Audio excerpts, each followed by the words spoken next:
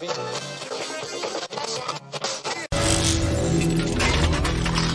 Check Radio.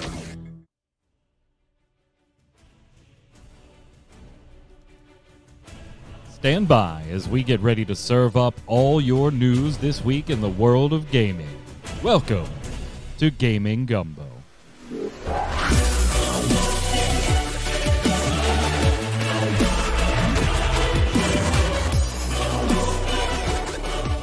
What's up, Internet? Welcome to Gaming Gumbo, your weekly gaming wrap-up here from Ready Check Radio. I'm your host, Mike Byrne. If you're watching on YouTube or listening on Spotify, head on over to the website, readycheckradio.com, RAIDEO.com.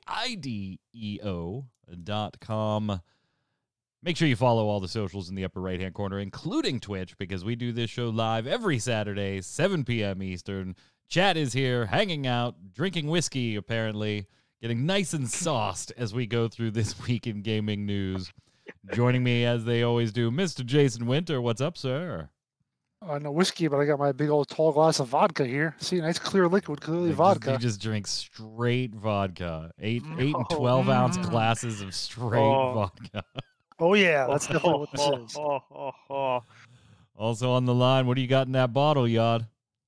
This is tea, as always. Only tea, nothing alcoholic. The alcohol's back there. Yeah. The Japanese whiskey. That's for later while I'm playing D&D. Yes. Got to stay in character. And your character's right. Your character's a drunk. So,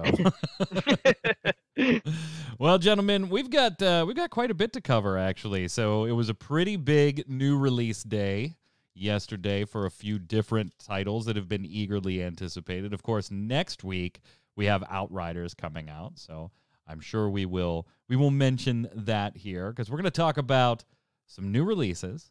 We're going to talk about some announcements, maybe, of some new games. Then we've got the BAFTA Game Awards. Then we've got some Metacritic. I mean, it is just a jam-packed full show. We invite chat to come along because we're going to play a little guessing game later. Jason and Yad do not know the answers to the guessing game, so we'll have chat throw their guesses in there as well. But first, let's kind of go through the new releases and get your thoughts on them. So we had Monster Hunter. Monster Hunter Rise came out last night for the Nintendo Switch. So the Nintendo Switch fans getting a little of the Monster Hunter action that has been rolling from the PS4 to now I guess you could do the PS5 version if you like. Are either of you Monster Hunter fans? Jason, I know you dabbled in Dauntless, which was, is kind of trying to fill that free-to-play Monster Hunter-esque type game. But I don't know, were you ever into Monster Hunter, whether it was the mobile games or the more recent console games? No, not so much. So much so that I saw, starting about Tuesday, I saw people saying, well, I'm going to take work off Friday because Monster Hunter Rise is coming out. I saw that sort of stuff coming from a bunch of different people. Yeah. Or something similar to it. And I was like, there's a new Monster Hunter coming out this week? Wow, okay. Wow, so it was just totally not even anywhere completely near not your on my radar. radar. I'm a huge Monster Hunter fan. I did not pick this up yesterday, but that was more out of my schedule being busy than me not actually wanting to get it. I definitely will grab this title. I love Monster Hunter. Yad, you've got to love Monster Hunter, right? I mean, just the art alone is probably right up your alley. Art is beautiful. I played the PS4 version of Monster Hunter multiplayer-ish game. The Rise looks good. Yeah. I don't have a Switch. The wife's probably gonna pick up Rise eventually. I have quite a few friends that are really big into the older Monster Hunter games. Oh, yeah. One of which that I think we really angered when we were playing the multiplayer Monster Hunter because a bunch of us kept mispronouncing the names on purpose, and he is like deep lore hound. And we were just massacring those names just to annoy him. I remember playing on the PS2, on the the original Monster Hunter, and I believe Monster Hunter 2 was PlayStation 2 as well. And then I think it kind of shifted to the Wii and then was more handheld for a little while on like the 3DS and stuff. But yeah, I've played Monster Hunter since the PS2 days. Absolutely love them. Monster Hunter caused me to throw my PSP as a young teen. Whole milk. Oh no. Oh, You don't throw a PSP, bro. You should never do that to a bong, bro. I love the movie Grandma's Boy. Sorry. You played World on Steam, Ninja Pan. Oh, that's right. I do remember you picking that up later. Well, if you are looking for some, I think this kind of like marries the two, doesn't it? Right? We had the console Monster Hunters, then we shifted to the 3DS. We've kind of shifted back to the consoles more in the most, Monster Hunter World. And now this being a Switch exclusive kind of marries them both. Go ahead and play it on the console, play it on the go handheld. Jason, is it just not your type of game? I mean, looking at this, even for Switch, right? This is beautiful for the Switch. we actually have a World on PS4. I got it here. I could play it anytime I want. It's just never been a thing that I've gotten into. It's definitely an acquired taste because it is like take Warframe and that whole like endless loop of doing very similar things over and over and over again to grind certain things or make certain equipment, but make it, for most intents and purposes, a single player game. So except for World, because that was right. But that is still mild multiplayer, right? That is smaller groups, and we're not talking like MMOs or Warframe type stuff. We're talking about like the Warframe, get in a party, go do it, and then come on back. Right. So for all intents and purposes, predominantly a single player game. But which it did get kind of grindy for me, I think. Oh, it definitely does, yeah. But that's the whole point of the game. That's the whole point of it. Right. Definitely one eagerly anticipated by many. Also, last night, another one I do want to pick up, but again, was just busy. Balan Wonderworld, and we've talked about this. This is a Square Enix title. So, by the way, if you're watching this show and you wonder where is like the Activision Blizzard stuff, and where's the Square Enix and Final Fantasy stuff? Like, why do these three guys never talk about that stuff? It's because we have two other shows that maybe you should check out. Tuesdays and Thursdays at 7 p.m. respectively. We've got Snowbound, the Blizzard and World of Warcraft show, and the Relic Grind, the Square Enix Final Fantasy show. But I did bring two Square Enix titles here just to get your takes since we're talking new releases. Balan Wonderworld, kind of a 3D action, platformer, kind of puzzle-ish, boss fights, very in the vein of Nights into Dreams, stuff like that. We played the demo on Relic Grind a while ago when it came out. The game has finally come out. I still, it does seem on the more simplistic side, at least so far, when the demo was pretty limited, but so far. I just love the art style here. I love the idea of the gameplay. I don't know if I'll be platinuming it anytime soon. And the musical numbers are fantastic. If you're just looking for charm, I think this game's got it in spades. If you're looking for challenge, the jury might still be out on that one. Jason, have you been watching this at all, taking a look at it? So this actually was on the radar here in the household, something we were actually looking at and we're kind of interested in. Then both of us here played the demo. And then when it came out, between seeing just general review of it and our feelings for the demo, it's very much sunk back down the radar now. Because what I can remember, it did seem like it was just not, it wasn't a whole lot of fun. I just don't know how to say it. It didn't seem like it moved all that well. The controls were a little iffy. It just didn't seem like it was that entertaining of a game. And then you see other people, I'm seeing the reviews. It's got mixed reviews right now on Steam, so I'm sort of seeing similar thoughts on it. But like what you said, I read a review. This is kind of the same thing, but the review also said basically what you're saying is that it looks and sounds great, but it's just not that great of a game, and that's kind of what we're sitting at right now. So yeah, it was one. That's what they were looking to pick up. I couldn't agree with you more on that. When we played the demo, and I said the first thing right away, and you probably experienced this too, was this feels floaty. This feels floaty to control. I wanted, Nights into Dreams or Sonic, that whole vein of very responsive. I hit jump and I know what I'm going to get, and it just felt we jump and we jump. But then I beat the first boss and there's a musical number with the farmer and I'm like, God, is that charming as all hell, right? Yeah, it's great. Yod, what? Apparently, there's also a seizure warning. Yeah. They added because of the final boss fight. Yeah, definitely. Yod, have you been keeping an eye on this one? Any interest? Jason's right. It is all you guys. It is kind of getting.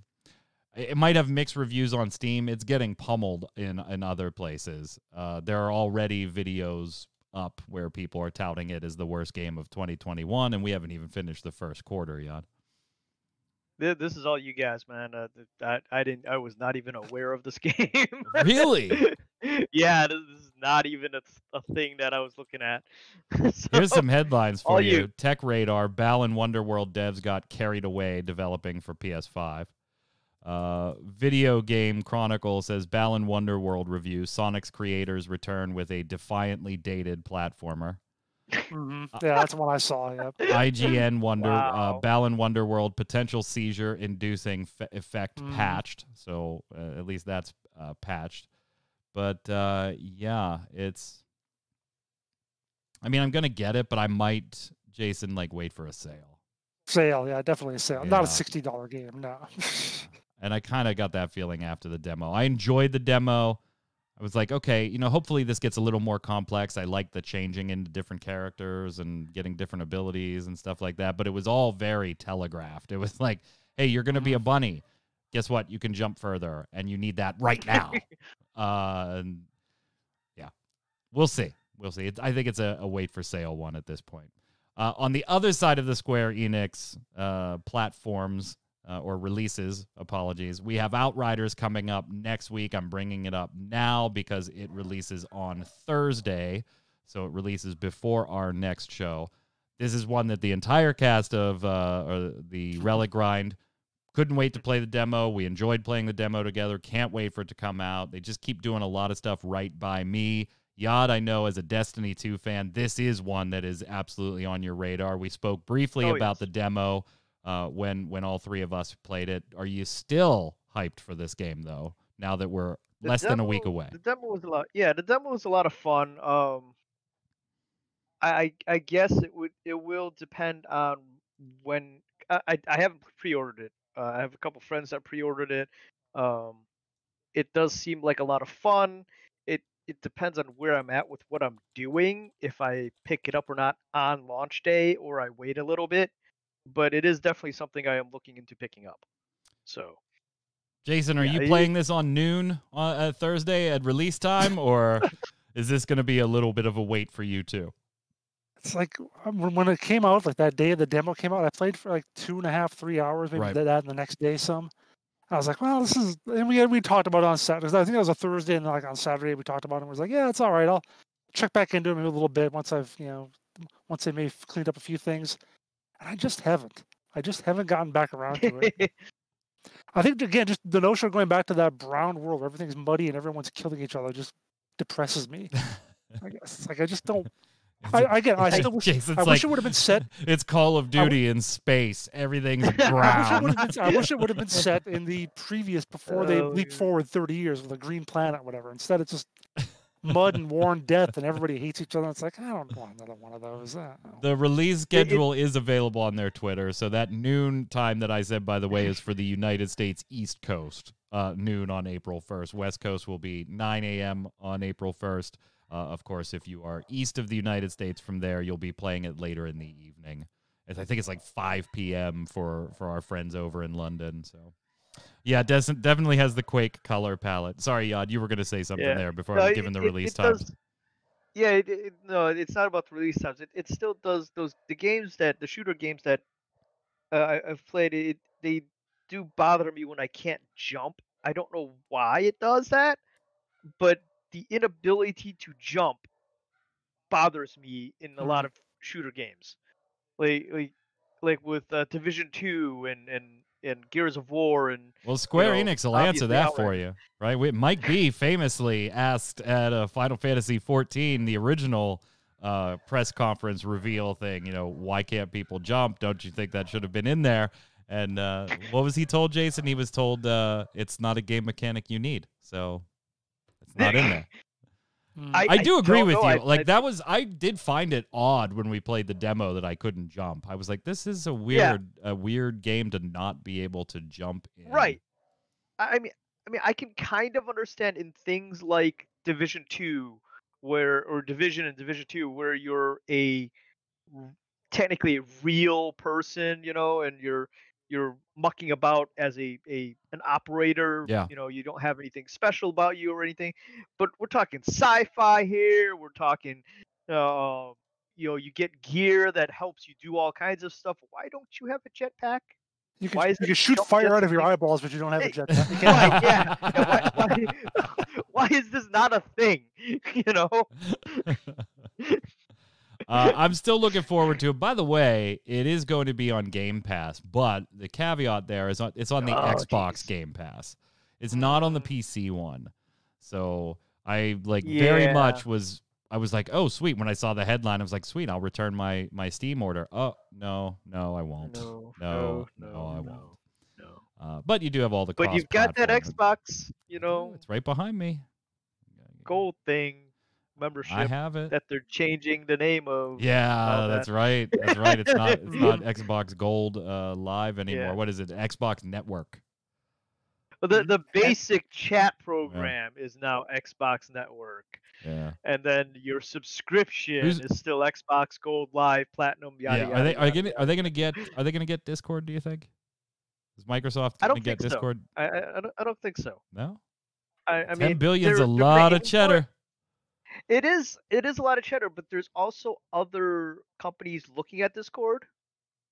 They've Microsoft's not their only suitor, and Discord's also kind of been their own little creature that they like their individuality. I don't know, man. Jason, I kind of feel like Microsoft gets them, if for no other reason than they want that damn thing on Xbox. So it's worth what, 1.5 Bethesdas? It is. I mean, I wouldn't be surprised if they went for the cheddar, but yeah. I think Definitely there's a lot of people courting. Here, I think there's a lot of yeah, people courting. Here, I think Discord wants to go their own way. Yeah, and Discord has talked about wanting to go public instead, and then you've got other suitors that want it. I just feel like, as much as some of us might not like Microsoft getting their hands on this, because have you seen frickin' Skype? Right. I just I don't know. I'd be like, oh, 10 billion. What the fuck's Discord? I don't even know what it is anymore. I hear sold. Sold. You never see my white butt again. Ever. I'd be gone. I mean, anyway, back to the games here. Jason, I added one last one for you because I knew you were kind of like, Balin, Outriders. So I put one here just for Jason.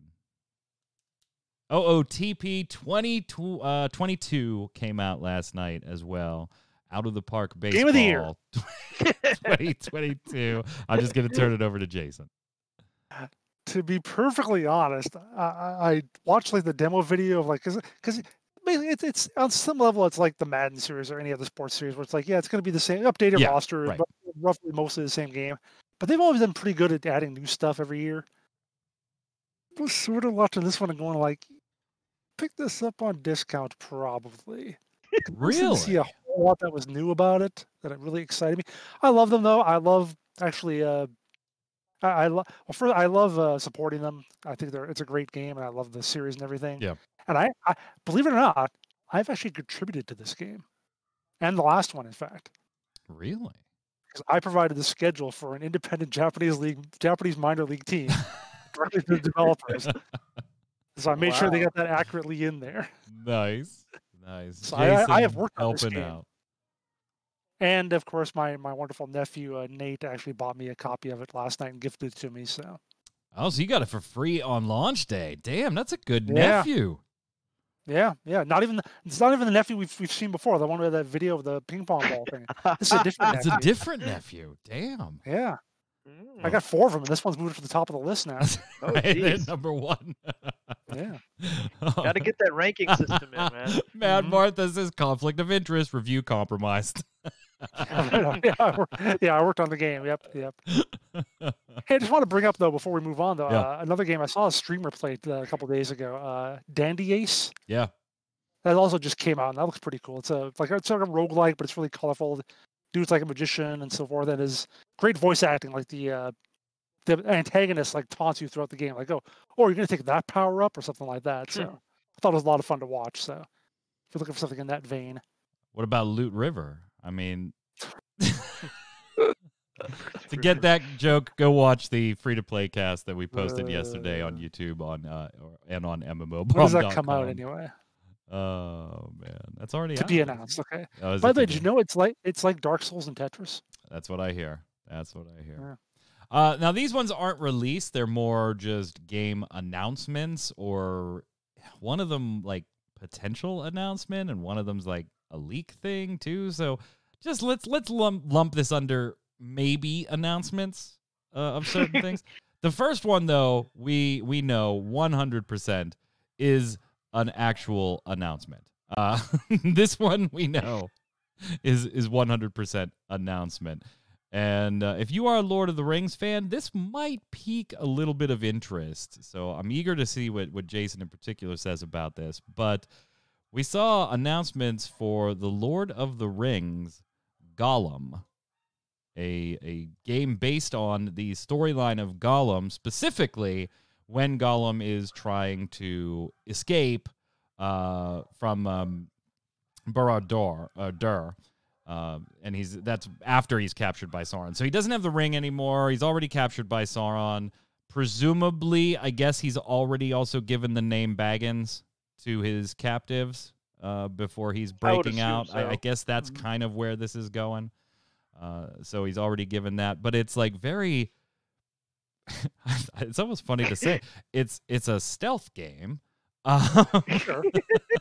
with Gollum trying to escape. Now, the trailer's very, very short. There's not a lot in it besides, some Gollum walking around. Now, we have seen details because there were companies and outlets that got their hands on this a few months ago. So they have older builds, but there were also like dialogue options where they had to choose certain responses, and they could respond, Jason, as either Smeagol or Gollum. So there were like very good responses and then very Gollum-esque responses. Now, from Eurogamer, they said when they saw the old version of this mechanic, it was a reaction game. You were always reacting to something. But they're told that's not how it'll work when the game comes out. So we're looking at probably the third quarter of 2022 on this one on PC, Xbox, PlayStation, and Nintendo Switch. So you got the full gamut of releases for this one. I don't know how I feel. Love Lord of the Rings. Love the Gollum/Smeagol character. I just don't know if this carries a full game for me, Jason.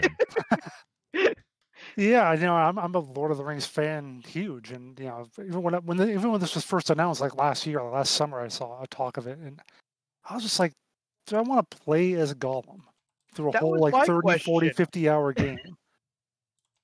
Like when I played like the last Lord of the Rings, like game I guess I played was like Shadow of Mordor, and you're a ranger, you're a badass and whatever and so forth, but do I want to play as Gollum?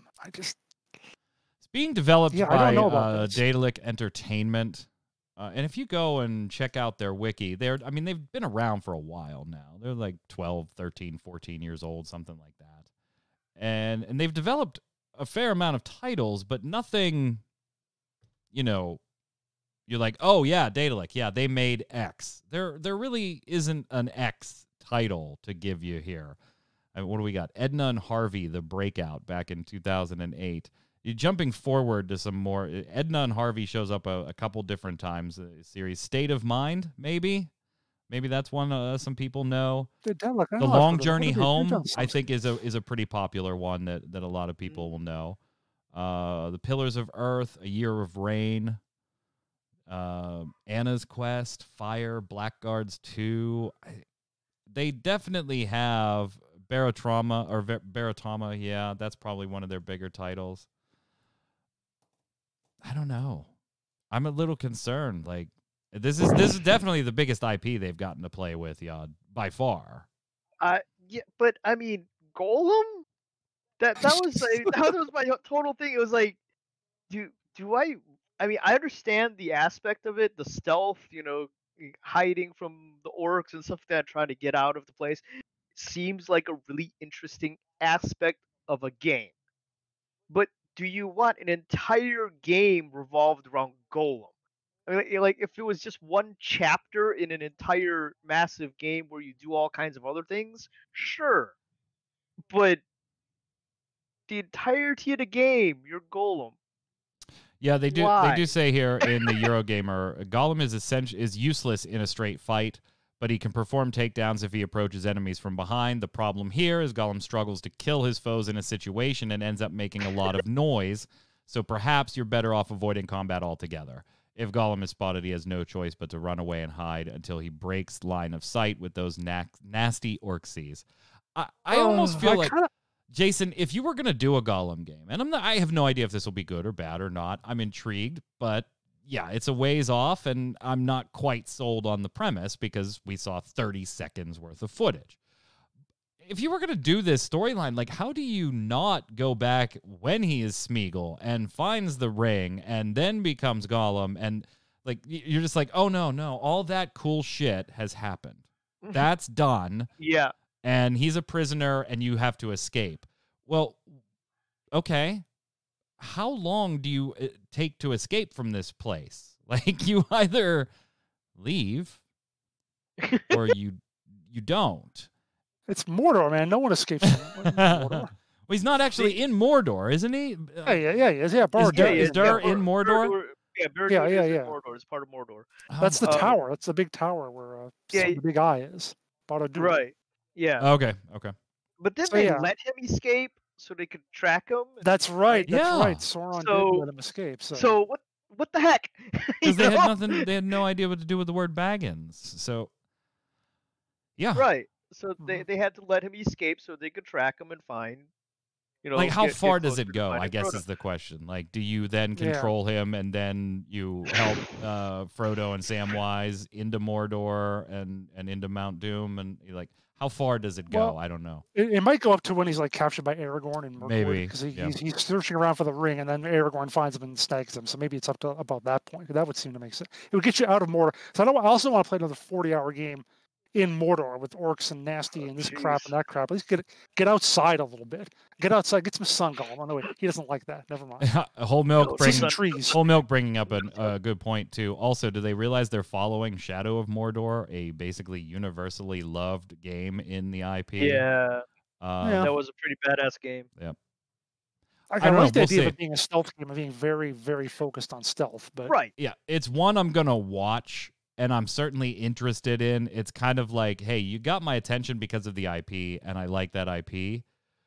But it's kind of also how I'm starting to feel about Final Fantasy VII right now. Like, oh my God, you're just making anything to try and get me to spend some more money on this thing.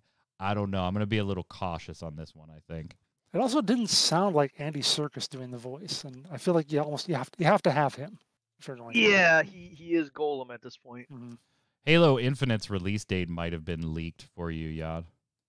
Yes. Yeah. It's still maybe. maybe. Voice actor Verlin Roberts was doing an interview with Games Radar and said, that was one of my first auditions, talking about Halo Infinite. Was auditioning for the video game Halo Infinite, which was supposed to already be out, but with the pandemic and everything. And then I think they had some leadership changes, and now it's pushed, to later November this year.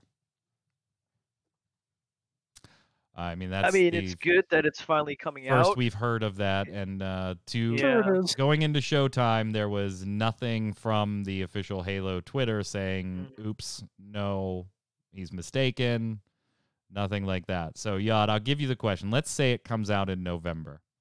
It was supposed to come out late last year.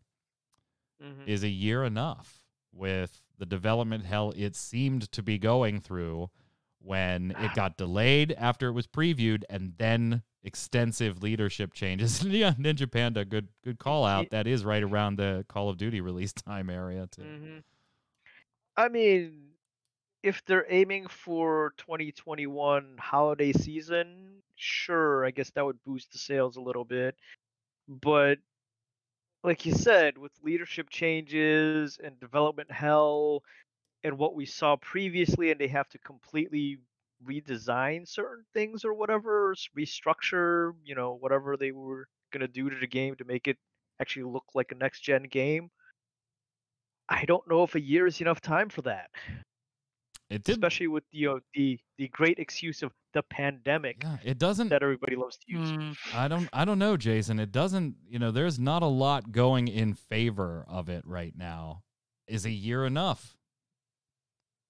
It's nice that he said November, but I don't believe him. Right. Yeah, I mean, I just it is don't. one of the voice actors. We're not talking to a dev or Well, a producer No, or director or I anything. can't even believe he might.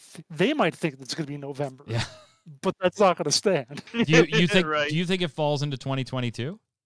Yeah, I do. Now, the only possibility is, as Yad said, nice to get that holiday money.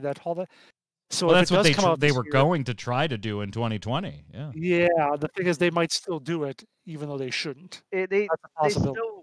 they still won't get as big of a haul as they would have if they went with a console release Oh, title. definitely. Yeah. Because then people would pick up the People buy anything. special console version. Yeah. People buy And anything yeah. when the consoles launch. Right, exactly. You got to have games to go with the new console. So, obviously that would go well, and there'd probably be a special edition. And if it's a new console, might as well get the special edition version and all that. At this point, the people that, want the console already have the console. And if you have a special edition, yeah, maybe. Yes, The Halo Infinite team Yeah. did do this to this poor upright piano. Good grief. I mean, I like that. That's cool that they went to that You kind of should actually be running the audio for this. We won't Yeah. get DMCA'd for that, will we? I don't know. I don't know. Here, I'll turn it on. Anyway. I probably got to turn it down a little bit. Kill the poor Yeah. Monitor.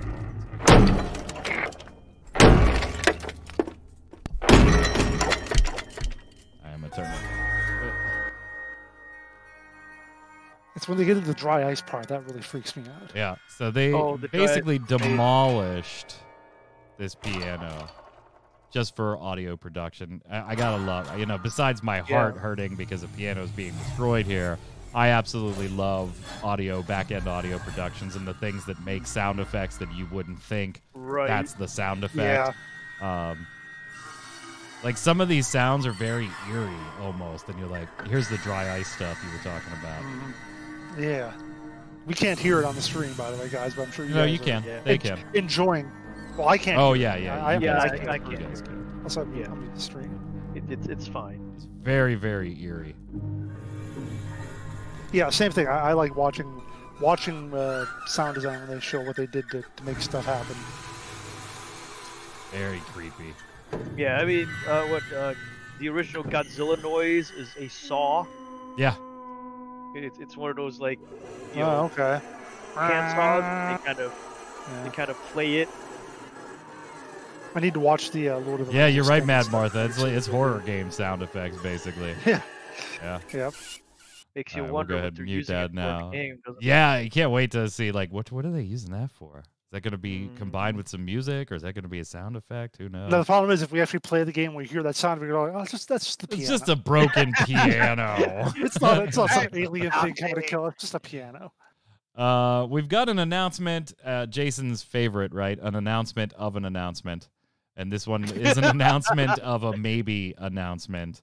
So it appears that Kojima Productions is getting ready to announce their next big project very soon. Yoji Shinkawa sat down with Al Hub and was asked, hey, can you tell us about your new project? He said, well, yeah, I am doing something for sure, and I could tell you probably that we can announce it quite soon. And this is actually like the second time this has been teased. Now, whether or not it's going to be like a Death Stranding 2 or Stranding 2, whether this could be like the Silent Hills announcement that we have been kind of expecting from other leaks since the Video Game Awards, who knows? It could be something totally different. But yeah, they actually, if you remember back last year, they did a staffing up situation. And then there were some tweets by Kojima in like November talking about plans of making the scariest horror game ever. So we don't know what they're up to or when this announcement will come, but apparently We're going to get an announcement soon. There you go. Kojima really likes to play it close to the vest, doesn't he? Yeah, just a bit. Just a bit. Death Stranding was one of those games where like it only got 1s or 10s for like Yeah, reviews. basically. Yeah. This is the Yeah, most you love it or innovative hate thing it. ever, Yeah. or this is total crap. Yep, basically. But Ninja said Walking Simulator 2. Yeah. Yep. The BAFTA Awards have concluded. For those of you that don't know, that's the British Academy of Television, of Film and Television Arts. Sorry. I had to look that up. Oh, did you? Wikipedia. These, so the video game versions were awarded, and I gotta say, like the BAFTAs to me are, when it comes to video game awards, there aren't really many that are like super high on my list of esteem. The BAFTAs are up there. Like, if you win a BAFTA, to me as a video game, that's a big deal. If you win a video game award, good for you. Good for you. Like, congrats. You won Jeff Keighley's Doritos. Hades, like, just scooped a bunch of shit. Oh, they did, yes. Hades took artistic achievement. It took game design. Mm-hmm. It took narrative. It took performer in a supporting role. Oh, and by the way, it went ahead and took best game too, Jason. That's all. That's all. So if that's best game, what is EE Game of the Year? EE Game of the Is that Year what- is the only one that fans are allowed to vote on. Okay. So it's you kind of like everything else is editor's choice, and EE would be reader's choice type deal. Gotcha. Because gotcha. EE Game of the Year, and why he asked that, was The Last of Us Part 2, which also did well and was, I think, had the most nominations ever in history, if I remember right. But not as well as Hades. Hades, just very, very, very good game. I am really happy it's getting recognized by this particular organization in this way. And God, I love that game. I love that game. Either of you, You probably like Dandy Ace. either of you into Hades? I The still roguelikes haven't had a aren't my chance to thing. play it yet.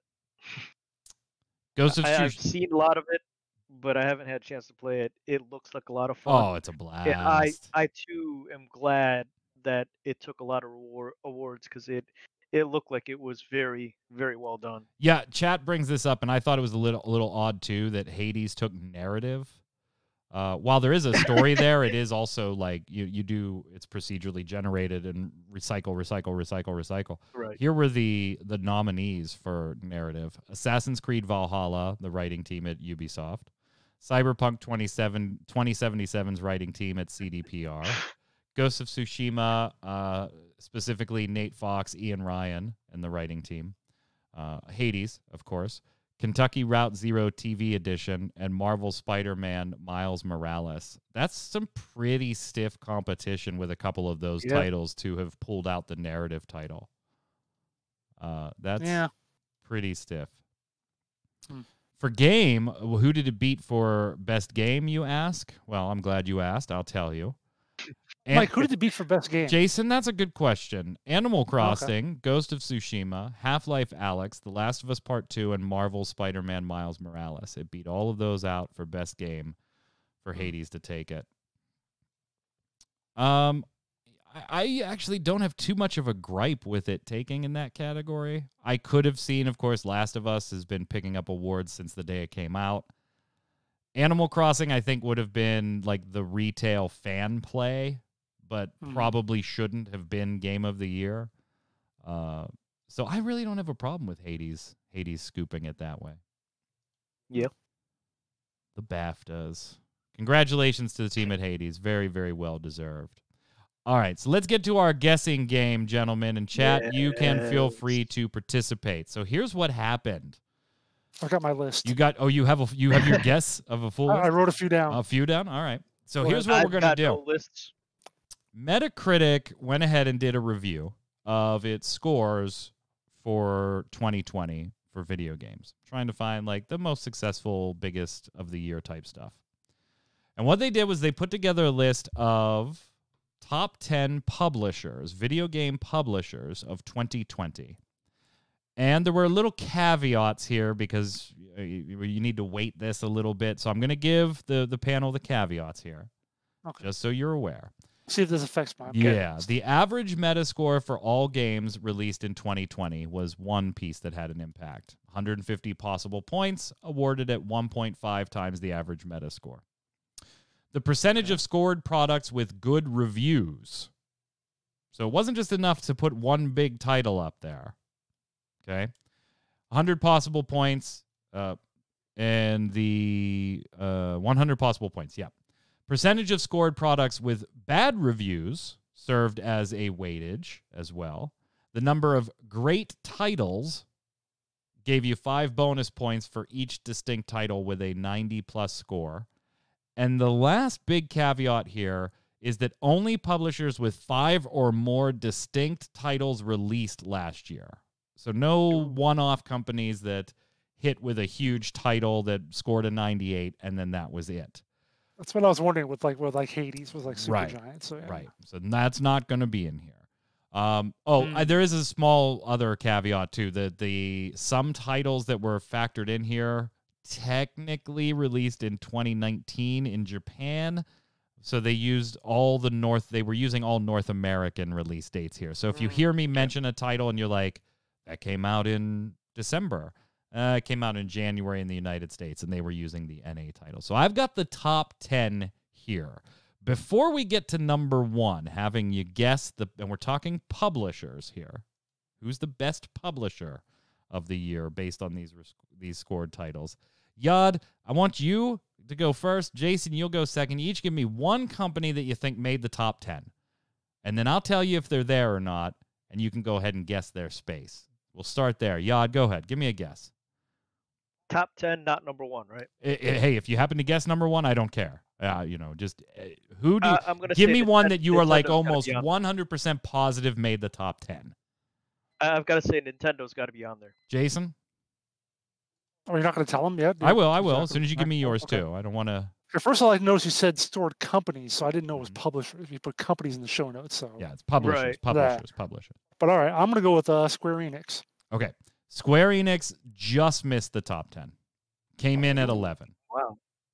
Jeez. Came in at 11. So how does it have that there if it reveals the top 10? I went and looked at the master list because I was curious where Square Enix was. Nintendo did make the top 10. Squeaked in, number 9. Really? Yeah. I thought they would be higher Nope, than that. just squeaked in. Wow. Says Nintendo had a massive dip in 2020, dropping from the number 3 spot all the way to 9th, even with Animal Crossing on there. Wow. They were on my list. Average Metacritic score of 75.4. 75.4. Huh. All right, now that you've gotten a little more information about the lists, somebody in chat, Mad Martha, saying Tencent. Tencent is not on the list. Tencent's really not a publisher. We're well reviewed. We're for quality, not quantity. And Tencent isn't technically like in a publishing capacity. They just own everything. Right. Ninja Panda's saying EA. All right, so we'll take EA in this round. Jason, give me another one. I'm going to go with Sony because they were the publisher for Last of Us. All right, so we got Ninja Pandas from EA. We've got Sony from Jason. Who do you got, Yad? Activision. All right, we'll go with chat's pick first. EA. Electronic Arts. Not on the top 10. Not on the top 10. Wow. I mean, I knew they were bad. Jason, your Sony guess comes in 4th. Okay. Yeah, it comes in 4th. So Nintendo 9, Sony 4, just to place the big dogs for you. Wow. Nyad, you said who? Activision Blizzard? Activision. Yeah. Activision Blizzard. No, just Activision. Just Activision. Well, no, that's all one company, brother. It's Activision. Oh, is it? Yeah, Activision Blizzard's one company. They do make the list. They sneak in at 5. They sneak in at number 5. Number 5. So, somebody said Devolver. Did they make more than 5? I don't know, but they were all big hits. I assume you mean Devolver Digital. And if you do, you are correct. They sneak in at number 10, Mad Martha. Or I'm sorry, Whole Milk. Whole Milk played that guess. Ninja Panda's throwing Microsoft out there. and they do make the list as well. Number 6. Oh, okay. So I'm going to stop Okay. there because that gave you the big dogs. Like the obvious guess is Nintendo, Sony, Microsoft, Yeah, we don't have a EA. top 3 at all. You haven't even hit the top 3. No, Nintendo was 9, 6 was Microsoft, 5 was Activision Blizzard, 4 was Sony. Now I'm going to Here's one for you. I'm going to take one. Go ahead. Well, let me just hang on. No, they probably didn't have enough things that came out last year. Hang on. Go ahead. Start talking. I want to look something up here. Zach Sharps in chat saying Atlas. Zach Sharps, I want you to refine that guess a little bit. See if you can figure out what I mean by that. Ninja saying Capcom. Ninja is on point. Capcom, number 3. Wow. Capcom came in at number 3. 15 scored products to his name. Devil May Cry 5 Special Edition, Monster Hunter World's Iceborne expansion, average score 80.3. 80.3. Although some of the Resident Evil stuff hurt them a little bit. Wow. I would be stunned. So we've got number 1 and number 2 out. I'm going to give you everything else now. Here you go. Devolver Digital at 10. Nintendo at 9. No More Robots at 8. No More Robots? Yep. What? Yep. Okay. I don't know that one. Yep. I've heard England-based of No them, More but- Robots had 7 scored projects, which were mostly older titles on newer consoles. Hyperspace Outlaw was a standout example, average score of 71 by the time the year ended. Okay. Axis Games, California-based company. 6 was Microsoft, 5 Activision Blizzard, 4 is Sony, 3 is Capcom. Now remember, Square Enix did not make the top 10, so you're probably scratching your head at who the hell is 1 and 2. No, this is 2020, right? Correct, 2020. That's a Okay. good guess there by Zach So- for Sega. So what about Bethesda? 'Cause they Bethesda is weren't not on the acquired top by 10. Microsoft. Okay. Nope. Zach changing his guess to Sega as a refinement for Atlas. His initial guess was Atlas, and I asked him to refine that guess a little bit. Sega is number 1. Really? Number Wow. 1. Sega's number 1. They published Total War, so Total There you go. War. And my guess is Zach went with Atlas going down the whole line of Persona 5 Royale. And then, yeah, there it is. There's Persona. Yeah. Okay, So 5 okay, Royale yeah. came out. We had Yakuza 0. Yakuza Like a Dragon was late in the year on the Xbox. Yeah. They had just a slew of titles. 81.6 overall, and one of the most critically successful games of last year overall. Persona 5, Yakuza 0, 13 Sentinels, Aegis Rim. They had a bunch of the Total War stuff come out. So Sega, the number 1 publisher of 2020. Wow. Any guesses on number 2? And if either of you get number 2, I will send you a $25 gift card. I got no, I should look at the link now. No, Yeah, don't that's fine. I got cheat. But- I would never in a million years have guessed number 2. Everybody else I would have guessed, I think, at some point, just because I would start running out of names. Number So no 2, more robots. I All right, would. what do we got? Number 2 is Annapurna Interactive. Oh. Who the heck is that? They do a bunch of like very narrative-driven smaller titles. Okay. Yeah, they're indie publishers. They've been around for like, I don't know, 3 or 4 years, something Okay. like that. Mhm. But 81.9. But their titles, their number of titles pulled them down a little bit Wow. to fall into second place. Yeah. It's crazy. Sega, the number 1 publisher of 2020. Wow. Sega. Wow. Jason, High Def Inc., San Diego game startup company, just procured $7.5 million in a Series A round of venture capital funding.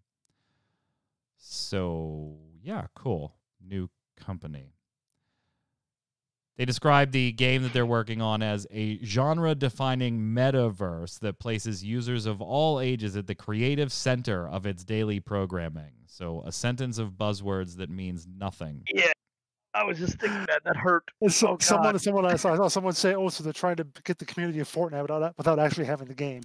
All right. That was a painful sentence there, Mike. Yeah.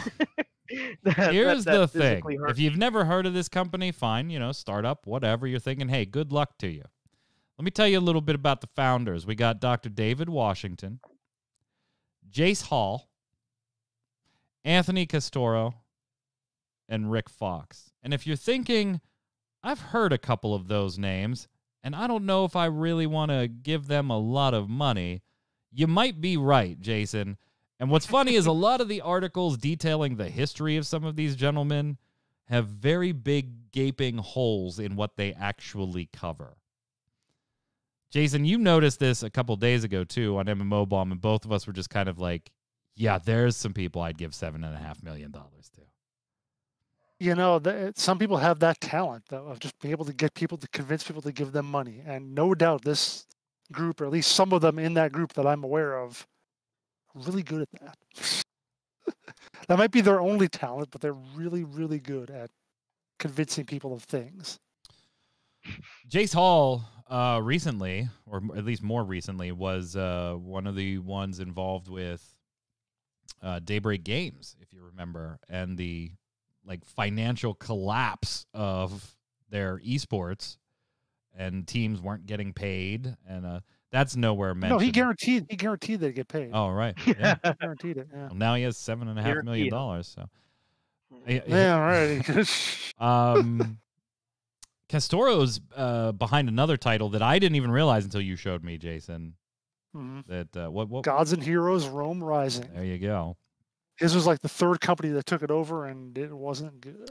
Not mentioned here, by the way. Castoro has 25 years of experience in the video game industry, including working as general manager for Daybreak Game Company's H1Z1 Battle Royale franchise. Castro left San Diego-based Daybreak in 2018, now runs Protagonist Games, a contract game studio and technology consultant for non-gaming companies. About 25 Protagonist designers are working with High Def's founders to create a prototype for this game that, once again, if you're not sure what they're making, it's a genre-defining metaverse that places users of all ages at the creative center of its daily programming, Yod. Interesting. No, it's not, Yod. No, it's not. We'll see. Last up before we do Games of the Week, there is currently a sealed copy of Super Mario Brothers for the NES with the old cardboard hang tab on the back, rated at a 9.6 on auction right now at Heritage Auctions. Mm-hmm. If you had to guess how much this was going for, I'll give you a little hint. Okay. In our July 2020 signature auction, a WATA 9.4 A+ sealed hang tab 3-code copy of Super Mario Bros. Was thrust into the limelight when it sold for an impressive price of $114,000, breaking the world record for the most expensive video game ever sold at the time. We're confident that an even fiercer competition is brewing for this copy. Not only is this the finest plastic sealed copy with a perforated cardboard hang tab we've ever offered at any black box title, it's also the oldest sealed copy of Super Mario Bros. We've ever had the opportunity to offer. This is only the 4th version of Super Mario Bros. Ever produced, and its window of production was remarkably short. To paint a better picture of how short this really was, the nationwide release for the console came in mid to late 1986, and Black Box Games distributed for that release did not have the Game Pack NES GP code. It's worth mentioning that Nintendo managed to add the trademark symbol to the Nintendo Entertainment Release System on their game boxes by the beginning of 87. That certainly doesn't leave much time at all for this variant to be produced in between those two dates. Chat guessing 250K. 250K. Ninja Panda saying 20 million because Ninja is drinking so much whiskey while we're doing this show that he doesn't even know what he's talking about anymore. It's not 20 million. Yeah. Get down. It's whole milk who drinks the whiskey. Oh, I know Whole Milk's drinking whiskey. Ninja Pandas has had too much whiskey. Oh, okay. Yeah, 20 Sorry, million. It's he's not already 20 drunk million. whiskey. Whole Milk says 250K. Did either of you two click this link? Do you know the number? Oh yeah, I did. Yeah, You I both know the number? Yeah. Okay. Yeah. Then we'll just let chat guess. Torchwick says 300K. We'll take 20 seconds more for chat to guess this one. 2 mil. I mean, What gets me is some of the other ones they have on there. Yeah. right. Yeah. The other things under it's just insane. I mean, Also, why didn't I keep all my old Nintendo games? Why did I throw them Right. out? Current bid for a Right? sealed Rygar, $3,300. Jesus. Current Mega Man, 75K. 9.6 sealed Ninja Gaiden, 7K. No idea, to be honest. All right, so the realistic ones we have are 250K from Whole Milk, 300K from Torchwick. Sure, 2 million from Ninja Pandas. The current bid is 310,000. Torchwick, closest without going over, wins. I was about to say he wins the Price Price is Right Right. version of this. 310,000. 5 days left, so could go higher, but that is a lot of cheddar. Let's slide over and do the games of the week.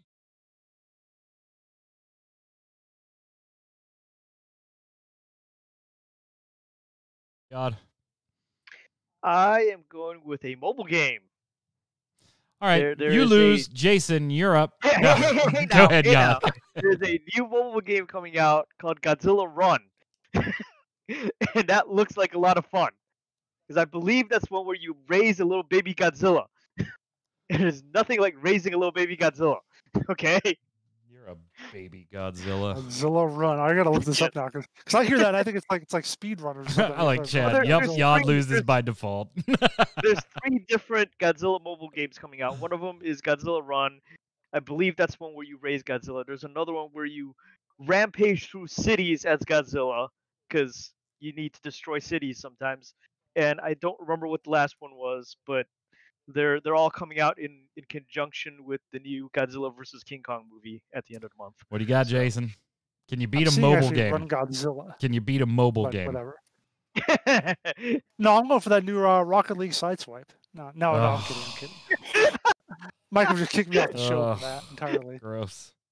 But no, my game of the week is my first ever Total War game, which was Total War Rome, which I played back in there like about 12, 13 years ago. And bring it up today because it's got a remake coming out very soon.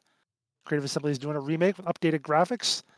Pretty much the same mechanics, but probably a few updates in terms of UI and ability to manage your empire a little better. So that's really cool. And 50% off if you already own the original Total War Rome on Steam. Yeah, So, that is disgustingly awesome of them. That is Mhm. disgustingly awesome of them. Yes. Chat saying that Jason is 100% on brand. Absolutely with that recommendation. You are 100% on brand. I wanted to come to this show and recommend Magic Legends. I very much wanted to. And while there are But- aspects of that game that I am intrigued by watching them develop, I think there's actually, and we talked about this more on the free-to-play cast. You can check that out at mmobomb.com. Jason and Troy and I gave in-depth opinions, and we're all kind of generally in agreement. There's something there, but it ain't there yet. Mhm. You know, it's a little, you're probably better off playing Diablo or Path of Exile right now if you want some ARPG action. So I'm Or going to Magic go. Arena if you want magic stuff. Yeah. So I'm going to go with the medium. I've been picking up that story again. I haven't done streaming. I think I'm maybe stream it this Wednesday. Absolutely very, very much enjoying the game, and you can get it on Game Pass as well. Very much enjoying it. It's not as action-oriented as if you're looking for that. This ain't it. But if you want a good story, at least so far, I don't know how it ends. I'm not there yet. Could all suck when it gets to the end. I'm going to recommend the medium. Chat, make sure you hang on after the show here. We'll go dark for about 20, 30 seconds like we always do, and then we'll be coming up with some live streaming by Mr. Torchwick. How are you, sir? I'm good. How are you? 300K. You got the guess in there. Mm-hmm. Do you feel So good? can you afford that? Can you buy that? Can I buy it? No, I can't. Do I feel good? 50-50. Whole Milk's trying to guilt trip me, but Whole Milk says you prices right him, but you didn't really. The bid was 50K. Yeah, you were 60K over. You gave over Whole Milk's bet. You gave plenty of room there, I think.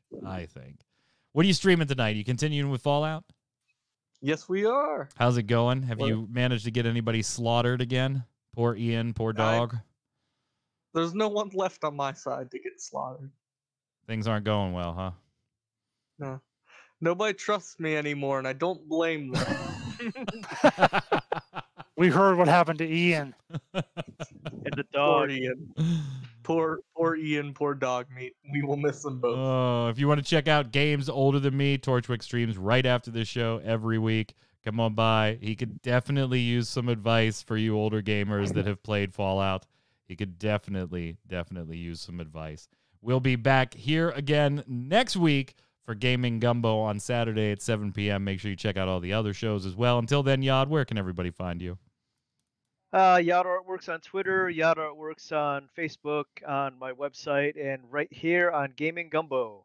So you can see me and the cat. Mr. Winter.